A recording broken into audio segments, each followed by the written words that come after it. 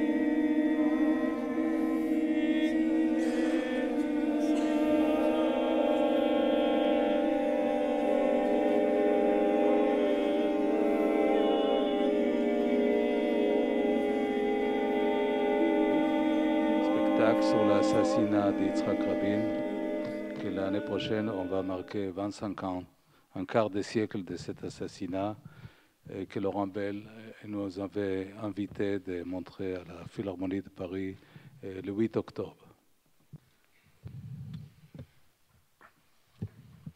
Merci. Donc, je ne sais pas vraiment ce qui m'est passé par la tête d'accepter une communication sur un thème aussi complexe qui me dépasse de loin. disons que c'est le plaisir de me retrouver à tes côtés, cher Amos. Alors nous savons tous que la mémoire joue un rôle important dans l'acte de création, je dirais particulièrement en musique, qui est par excellence un art du temps. Mais cette évidence ne doit cependant pas masquer le fait que toute œuvre nouvelle significative va témoigner à la fois d'une part d'héritage, bien sûr, mais également d'un certain degré de rupture avec le passé. Et en cela, l'œuvre s'oppose en partie à celle qui l'a précédée. Alors ce n'est pas que le souvenir s'oppose à l'émergence du nouveau, ce serait même plutôt une condition de sa reconnaissance.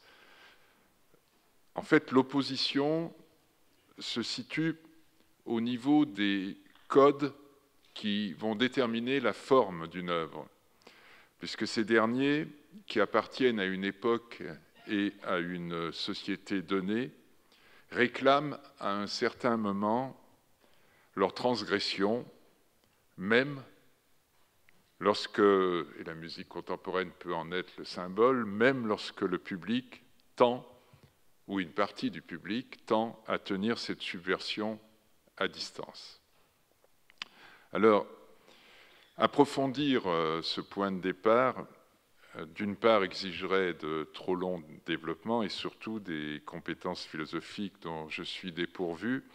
Je vais donc me contenter d'effleurer le sujet à travers trois remarques assez parcellaires, avant de revenir brièvement sur l'œuvre qu'Amos Gitaï a présentée à la Philharmonie de Paris en décembre 2018 et dont un extrait vient de nous être proposé. Cet extrait, en fait, étant centré sur l'œuvre musicale de Giorgi Ligeti qui s'appelle Lux Aeterna, pour un chœur de chambre.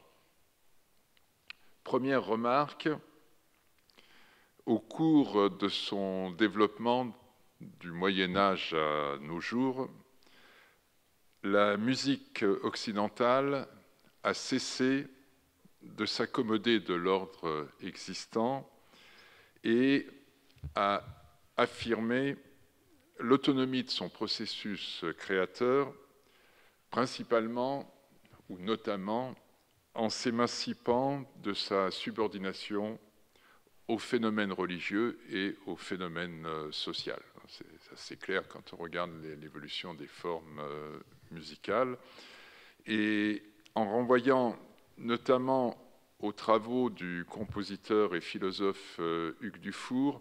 Hugues Dufour est l'un des fondateurs d'un courant qu'on appelait de musique spectrale en France, avec notamment Gérard Griset, Tristan Muraille ou le fils du philosophe Lévinas, Michael Lévinas.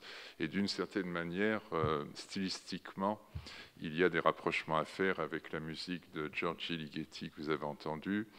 Et Hugues Dufour est certainement la tête pensante de ce courant. Et on peut regretter d'ailleurs que sa musique ne soit pas plus diffusée aujourd'hui dans les différents lieux musicaux, mais ça renverrait à un débat sur le conformisme des programmateurs. Donc en renvoyant aux travaux d'Hugues Dufour, nous pouvons affirmer que l'Antiquité, dont je remonte assez loin, avait totalement limité la mémoire à sa seule faculté contemplative et des techniques très très strictes de répétition étaient là pour dicter le respect de l'ordre existant, un peu comme s'il s'agissait de refouler le risque du chaos lié à la mémoire infidèle. On pourrait presque faire des rapprochements civilisationnels en comparant ça avec les stricts ordonnancements de rituels que vous trouvez au Japon, dans le No, ou Gagaku ou d'autres formes.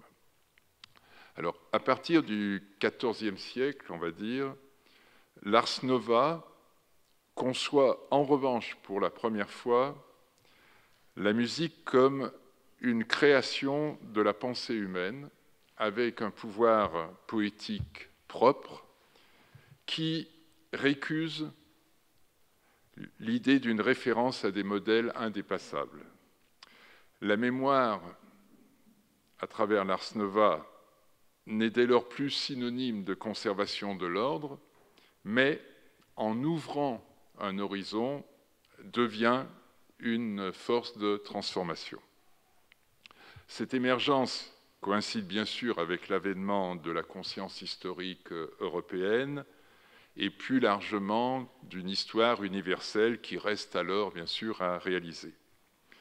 La création musicale ici peut se comprendre comme une incarnation de cette conscience. De même qu'à l'époque, la civilisation se propose alors de transformer la nature parce qu'elle ne se satisfait plus d'en subir les contraintes, de même, la musique vise désormais à instaurer un nouvel ordre qui sera fondé sur l'artisanat. Alors des siècles après, René Char dira l'artisanat furieux, et sur l'expérimentation technique.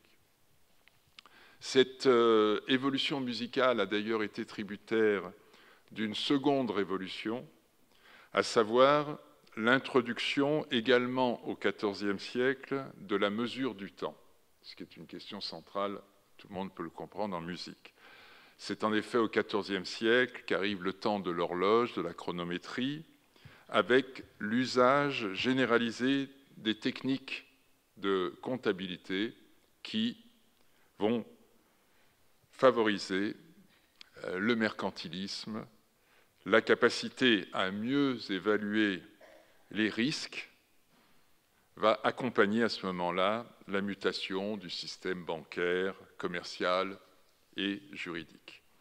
Alors bien sûr, dès le XIIe siècle, la polyphonie, par exemple, en musique, se fondait déjà sur une véritable écriture musicale, mais c'est à partir du XIVe siècle que la musique occidentale a réellement développé son organisation et son agencement rationnel, ses calculs rythmiques, son découpage du temps, tous ces jeux formels d'écriture, bref, tout ce qui lui a permis d'affirmer l'autosuffisance d'un art désormais générateur de plaisir auditif.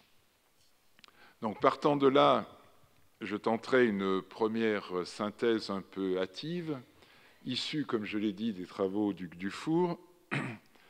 La création musicale, au sens où nous l'entendons, a participé d'un mouvement général de la civilisation, non pas en se libérant de la mémoire, mais en libérant la mémoire.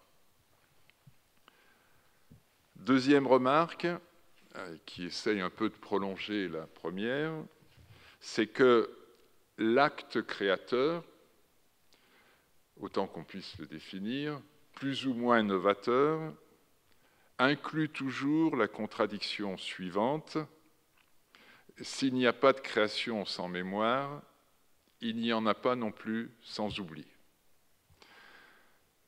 L'histoire le montre, cet oubli, difficile à cerner, n'est jamais complet. Simplement, les traces que le passé va laisser en toute création sont plus ou moins visibles.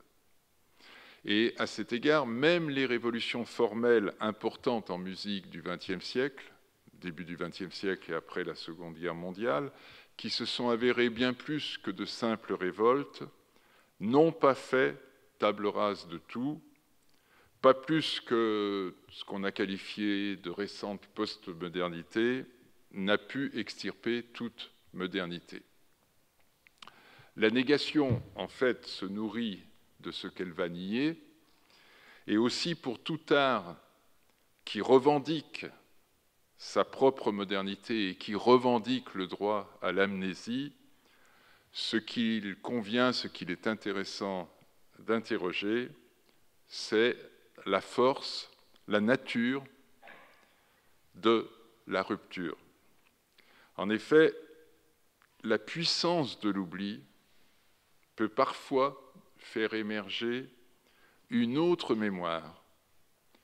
Ce serait une mémoire qui imagine, plutôt qu'elle ne répète, qui ne soit pas la simple inscription donc dans le temps présent, mais qui, appréhendant également le passé comme passé, ouvre la création sur une forme de transcendance. Alors, pour essayer d'être moins abstrait, je vais m'expliquer en convoquant l'exemple de deux compositeurs qui incarnent fortement cette vision, on va dire, de la transcendance sans mysticisme aucun, encore que pour l'un des deux on peut discuter.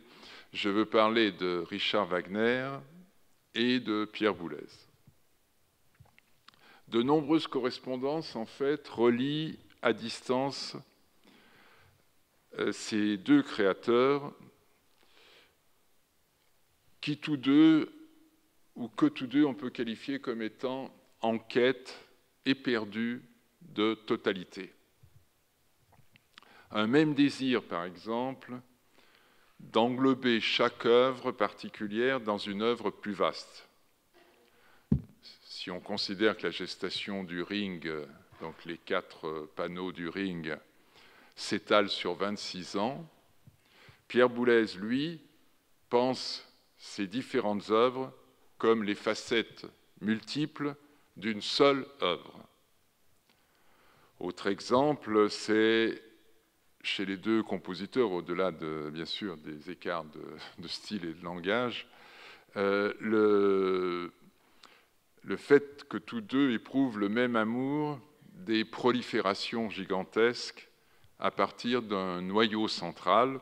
Ce noyau central chez Wagner, c'est ce qui structure son œuvre, ce qu'on appelle le leitmotiv.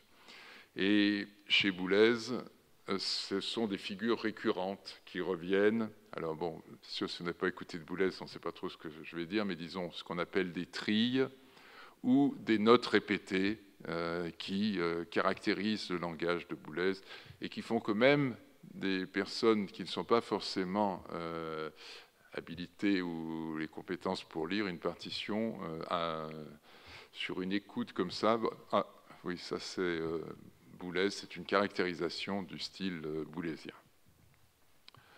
Alors ces deux compositeurs ont tous deux violemment revendiqué un droit à l'amnésie.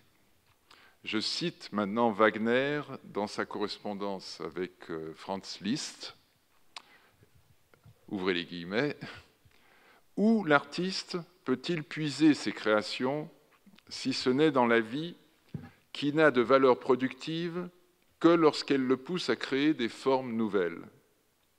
Ce travail qui consiste à revenir sur des moments de la vie d'autrefois, est-ce là créé pour l'artiste? Que devient la source de l'art si le nouveau n'en jaillit pas avec une force irrésistible?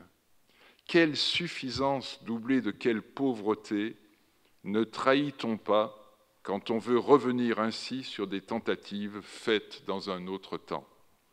Faites du nouveau. Si vous vous accrochez aux vieilleries, vous deviendrez les plus piètres artistes du monde. Un siècle à peu près plus tard, Boulez, qui à mon avis se serait senti à l'aise dans cette déclaration, prolongera cette vision évolutive de l'art, et je le cite maintenant plus brièvement, « On ne peut bien sûr échapper à la connaissance de sa propre culture et aujourd'hui à la rencontre avec celle des autres civilisations, mais comme il devient impérieux le devoir de les volatiliser, je loue et je louerai toujours l'amnésie. » Il Il y a d'ailleurs un article célèbre de Boulez qui avait fait scandale, mais uniquement par son titre, personne ne l'a jamais lu, c'est pas grave. C'est un article publié en Angleterre dans la revue The Score en 1952, premier anniversaire de la mort de Schoenberg. Et Pierre Boulez, qui était toujours très bon pour trouver les titres, a titré « Schoenberg is dead ». Donc Schoenberg est mort. Et en fait, bon, le contenu de l'article, c'était arrêtez de nous accoler à ma génération, arrêtez de nous rapprocher continuellement des expérimentations viennoises. Nous sommes déjà bien au-delà. Alors, à l'époque, on avait trouvé ça irrévérencieux de se permettre d'interpeller comme ça un autre artiste, dont les gens pensaient qu'au contraire, il était en totale osmose avec. Alors, comment interpréter ces différents propos sur l'amnésie? De quel oubli est-il ici question? Je vais emprunter maintenant à une étude comparée de Wagner, Proust et Boulez, qu'a proposé un musicologue qui, d'ailleurs, me semble-t-il familier également du Collège de France et qui a souvent suivi les travaux, d'ailleurs, de Pierre Boulez et retranscrit ses cours ici même. Il s'agit de Jean-Jacques Nattiez, qui intervient surtout à Montréal, mais qui est très connu dans les milieux musicologiques internationaux. Et à travers ces études, nous pouvons postuler que pour ces deux créateurs, donc Wagner et Boulez, l'amnésie revendiquée représente en fait la même volonté farouche d'arracher l'œuvre aux contingences du temps. Et c'est en ce sens que je parlais tout à l'heure d'une mémoire inventive qui pourrait ouvrir l'œuvre sur une forme de transcendance. L'oubli s'impose à eux comme une condition de la création. Alors Boulez l'a souvent répété, la grande page de notre histoire dont Beethoven était le nom et l'incarnation devait absolument être tournée. De même, pour lui, il ne servait à rien de pasticher les formidables inventions rythmiques de Stravinsky ou de reproduire le langage de Schoenberg. Et d'ailleurs, Boulez reprochait à Stravinsky qu'après un départ aussi extraordinaire que le sac, l'oiseau ou Petrouchka, il se soit laissé aller à quelques pastiches empruntés de relations avec Cocteau ou autres dans une époque néoclassique.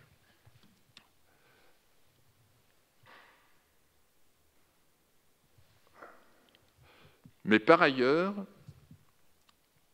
cette volonté irréductible d'oubli, dans sa détermination, devient un ferment de l'œuvre à accomplir. À travers elle, une autre forme de mémoire parvient à s'activer, qui se situera à un niveau plus élevé de généralité et d'abstraction. Et dans cette mémoire-là, il ne s'agit pas de s'inspirer d'un style, mais de s'inspirer des idées impliquées par un style, quelle que soit l'époque ou le continent dans lequel ces idées se soient projetées. Je peux m'inspirer, chez Boulez, du no, non pas en imitant le no, mais en cherchant certains concepts supérieurs que je vais retrouver dans telle sonorité de telle percussion. Et pour appréhender ce niveau d'abstraction, Jean-Jacques Nattiez nous suggère un détour par Proust, pour qui également ce n'est pas le sujet d'une œuvre d'art qui en fait son importance. Alors je cite Proust dans Le Temps retrouvé, « Un livre n'est qu'un grand cimetière. Même les êtres qui furent les plus chers à l'écrivain n'ont fait en fin de compte que poser pour lui comme chez les peintres. Ce qui importe, chez Proust, c'est qu'un jeune homme réussira à écrire un livre qu'il porte en lui, non seulement après avoir compris comment opèrent les mécanismes de la mémoire, mais également en ayant renoncé aux séductions du monde et à l'amour. L'oubli d'Albertine, finalement, compte peu, puisqu'il aura permis au romancier de capter l'essence de l'amour et sa contrepartie, la déception. Donc j'en déduis ici une seconde tentative de synthèse qui est simplement de dire que l'oubli peut effectivement devenir l'une des conditions d'une forme de mémoire qui ne cherche pas à reproduire, à imiter, mais qui va fonder l'invention sur un certain nombre de concepts dérivés de formes existantes. D'une certaine manière, on retrouve ça dans l'œuvre de Boulez, il s'est nourri tout aussi bien de l'Ars Nova que j'ai cité, que du structuralisme, en regardant aussi du côté du Bauhaus cher à Amos ou de l'architecture. Et si vous regardez les titres de ses œuvres, Anthème, Répond, on voit bien qu'il y a une recherche d'inspiration à quelque chose hérité de formes anciennes, mais pas simplement au niveau de l'imitation d'un style, mais au niveau d'un certain nombre de procédures. Alors, troisième et dernière remarque plus brève, c'est qu'il n'est pas inutile de s'interroger sur la fiabilité des comparaisons que nous établissons en matière musicale entre différentes périodes historiques. Il y a d'abord le fait que toute période, toute époque, et la nôtre tout autant que les autres, a tendance à projeter le reflet d'elle-même. Donc le sens donné à l'histoire va bien sûr infléchir notre perception et notre conception du nouveau. Une autre limite plus structurelle vient du fait que toute tentative d'énoncer des généralités se heurte à la singularité de l'œuvre, singularité revendiquée de l'œuvre que j'évoquais au début de mon propos. Donc, on peut bien sûr fonder, comme j'ai essayé de le faire, un jugement sur l'analyse du cadre général et des contraintes que va générer un contexte, mais d'un autre côté, plus la dimension individuelle de l'art est mise en avant, plus les tentatives d'analyse et de codification deviennent fragiles. En ce sens-là, les voies multiples de la création semblent quand même interdire toute évaluation d'ordre général. Le recul permet d'ailleurs à cet égard de constater que le XXe siècle, celui dont j'ai parlé avec ses différentes mutations, notamment l'après-Seconde Guerre mondiale, a contribué à accentuer cette multiplicité, cette diversité de la création. La musique, en accueillant les sujections de son époque, a cultivé les différences de style. Elle n'a cessé d'explorer ses limites. Alors, ça n'est pas exclusif à la musique, on peut le reproduire sous d'autres formes, bien sûr. Elle n'a cessé également de reculer les frontières de ce qui pourrait être considéré comme l'art. Et dans son développement propre, la musique a d'une certaine manière tourné le dos à l'utopie des Lumières qui visait à fonder un art universel.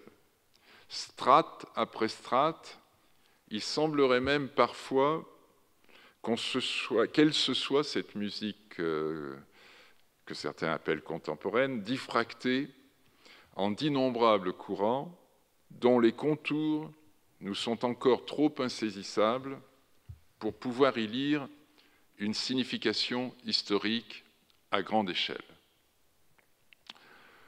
Donc à travers cette limite de la capacité à analyser ce que nous observons au niveau de la création, nous courons à nouveau le risque de l'enfermement dans une opposition stérile, celle de la rupture face à un passé perçu simplement comme le poids de l'héritage.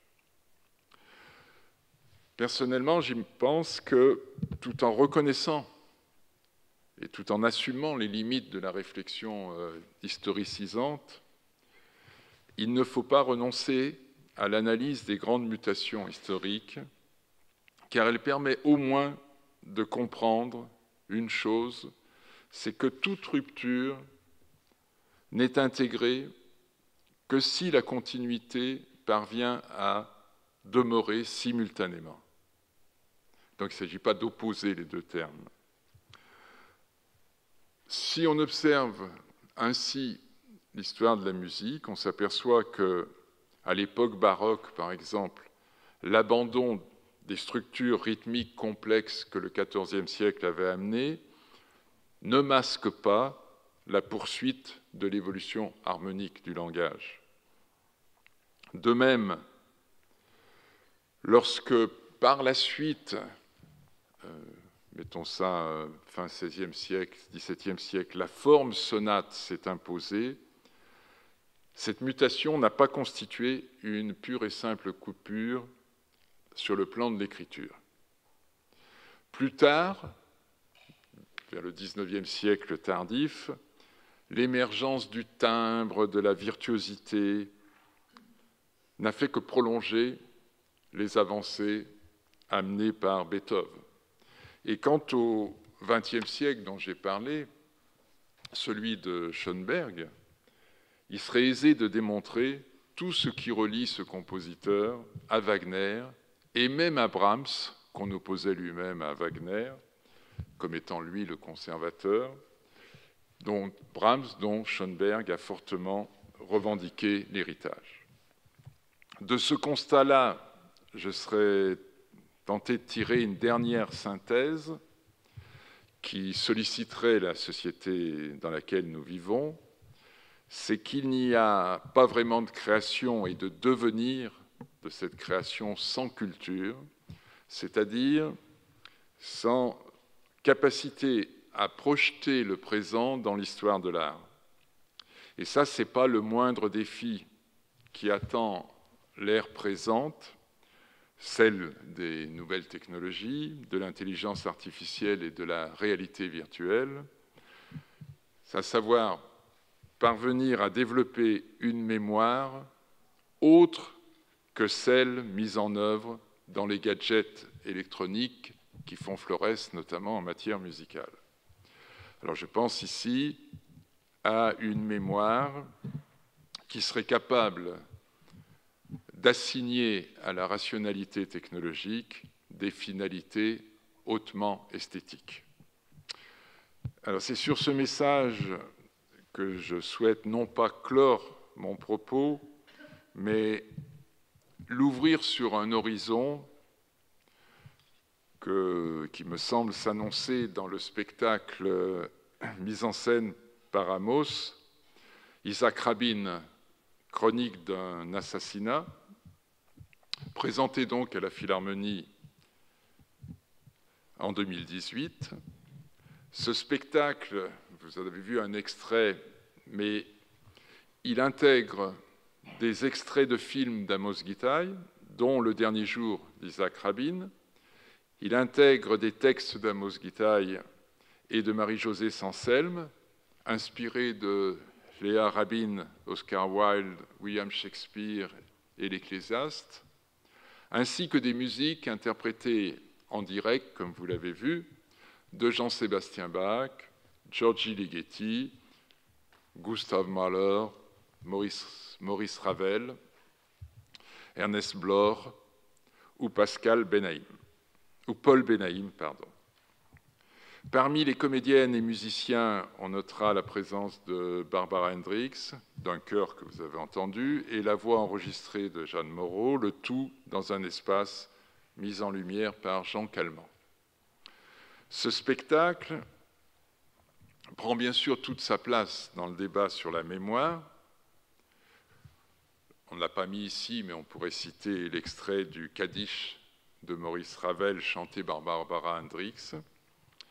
Et ce qui se dégage de ce spectacle sur un plan formel, il ne faut pas s'y tromper, ce n'est pas la visée, de mon point de vue, d'une œuvre d'art total, mais c'est une sorte d'unité que je qualifierais d'unité disjonctive, qui joue sur les écarts, qui joue sur la conjugaison de matériaux et de procédures techniques hétérogènes, sur des décalages qu'il ne s'agit jamais de réduire, c'est-à-dire qu'Amos assume complètement ces décalages. Et l'art d'Amos Gitaï m'inspire donc une dernière digression en forme de question.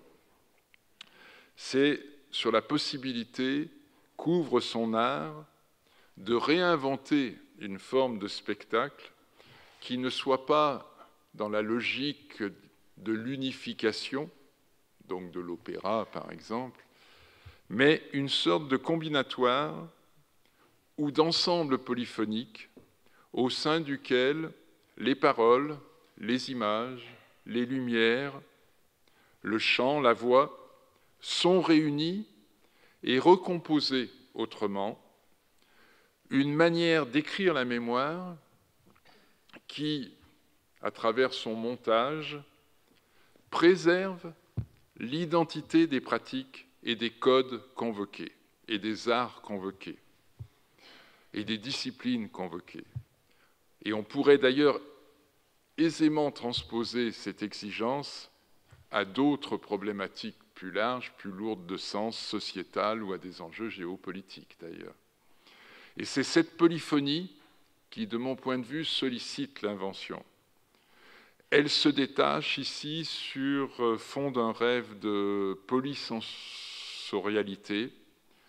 Elle dit aussi une conviction qui me semble très forte chez Amos, c'est que si l'art n'obéit pas à un système hiérarchique, il n'est pas pour autant un chaos.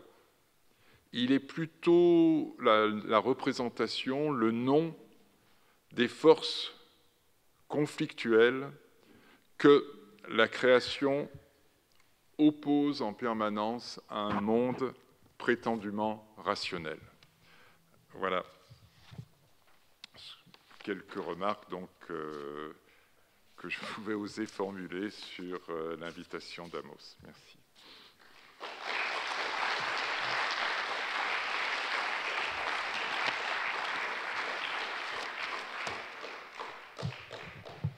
Merci beaucoup, Laurent Bell. Encore un extrait ?